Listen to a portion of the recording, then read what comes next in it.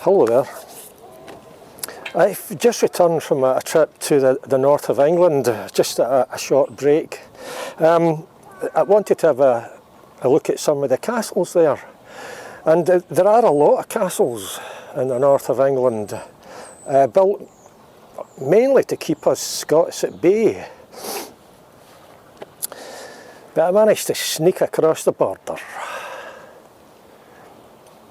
Of the three that I visited, it was Alnwick, spelled Alnwick. So Alnwick, Warkworth and Bamborough, that's the three castles. And of those three, Alnwick was by far the most impressive. I mean, they were all impressive in their own ways, but Alnwick kind of blew me away a little bit. Just the view of it from the grounds surrounding it, absolutely stunning. Highly recommend a visit to the place. And Alnwick Castle has played a pretty important role in Scotland's past.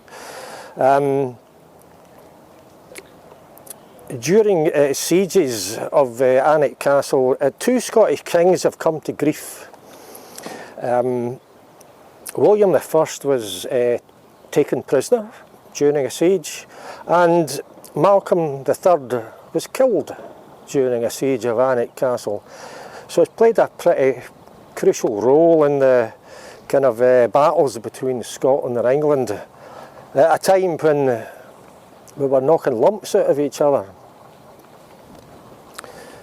Today I wanted to have a look at a Scottish castle. It's a castle that has played a role in Scotland's past that is every bit as important as the role that Alnwick Castle played. That castle is Dunnottar.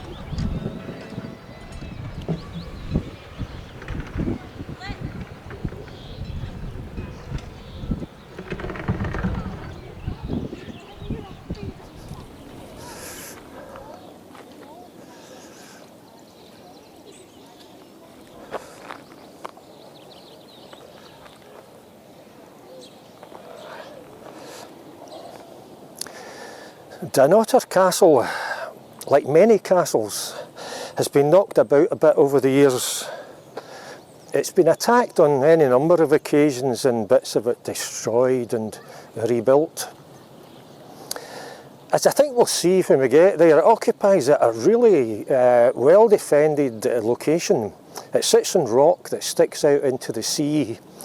And I think for thousands of years people would have looked at that location and thought, yeah, that looks like a good spot to build houses and we'll be pretty safe from the bad guys. And as I think I've probably said on countless occasions before, the more use that you can make of natural defences, the less work you have to do to build stuff to defend your castle.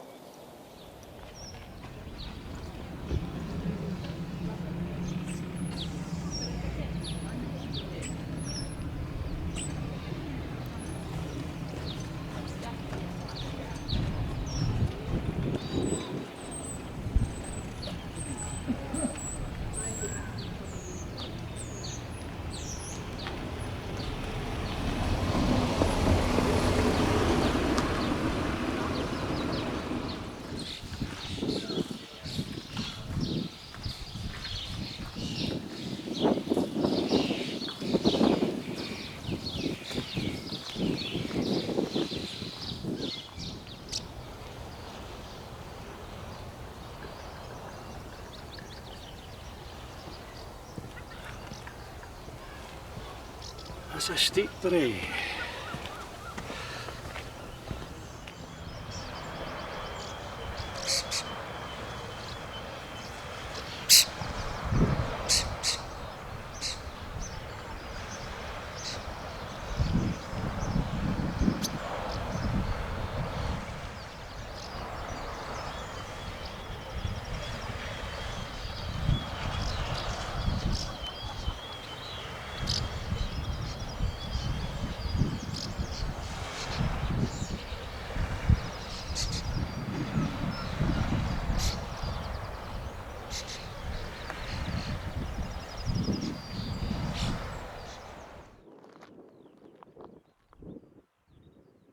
The rock on which Dunnottar Castle sits has seen much history.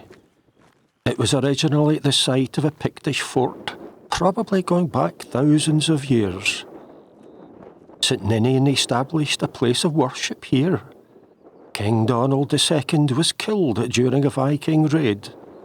William Wallace took the castle back from English hands.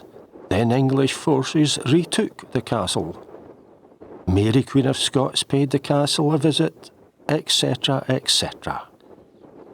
During the Covenanting Wars it was attacked but could not be taken, and in a childlike tantrum, James Graham, the first Marquess of Montrose, then laid waste to the nearby town of Stonehaven. Dunnottar was a strong, well-defended castle that has been at the very heart of Scotland's past.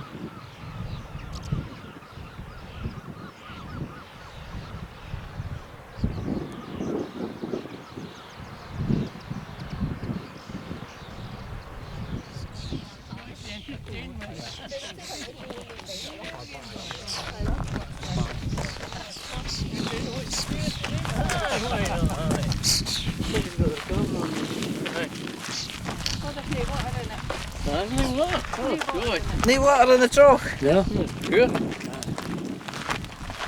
Somebody's camera. Sitting.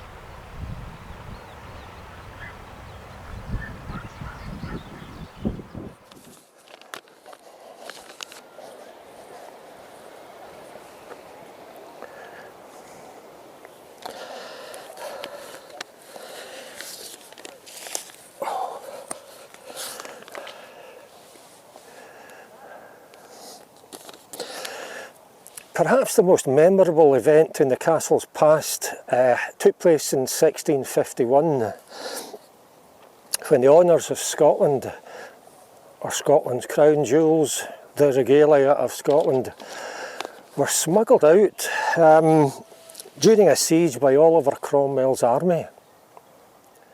Cromwell had already destroyed the English regalia.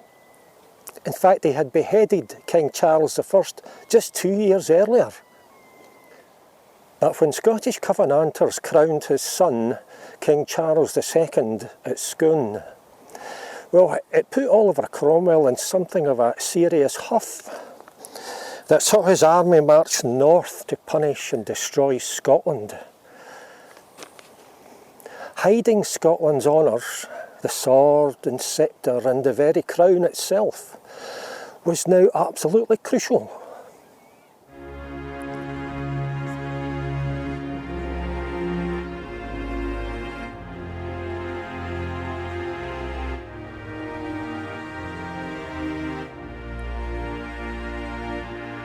The honours of Scotland, used to crown King Charles II at Scone, could not be returned to Edinburgh as the castle there was now occupied by Cromwell's army. Scotland's honours were then sent here to Dunnottar Castle for safekeeping. It was probably the best defended castle in the country at the time. But with a garrison of something like just 40 men, no matter how well defended the castle might have been with its natural and built defences, there's just no way it could withstand a siege by an absolutely massive army. And what happened next was really quite astonishing. Scotland's honours now had to be removed from Dunnottar before the castle fell into English hands. It is perhaps not certain how the sword, sceptre and crown were smuggled out, whether they were lowered down the rock on rope or taken out right under the noses of Cromwell's army. But what is certain is that women were involved, and very brave women at that. Whatever the truth, the honours were then secretly taken from the castle to the church at Canef, just 6 miles south of Dunnottar, and there hidden under floorboards. Only when the regalia had been made safe did the castle surrender to the besieging army.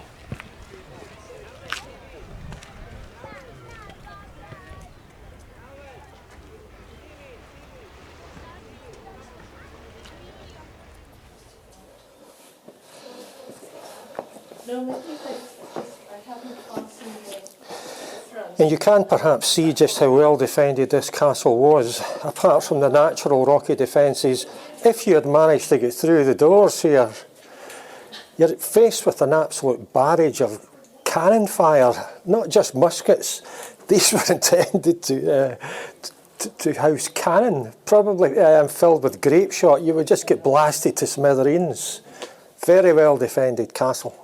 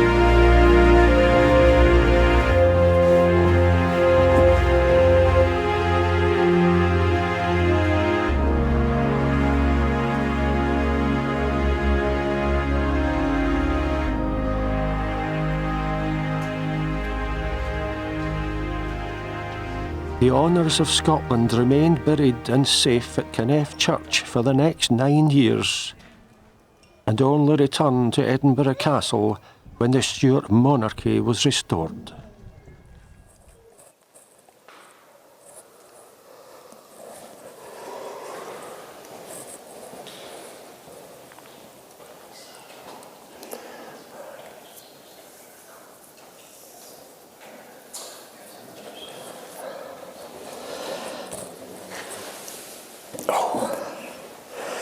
Well, it's nice to be in the shade for a spell. It's very warm out there. And that was Dunnottar Castle and the honours of Scotland. I'm Eddie Burns. Bye for now.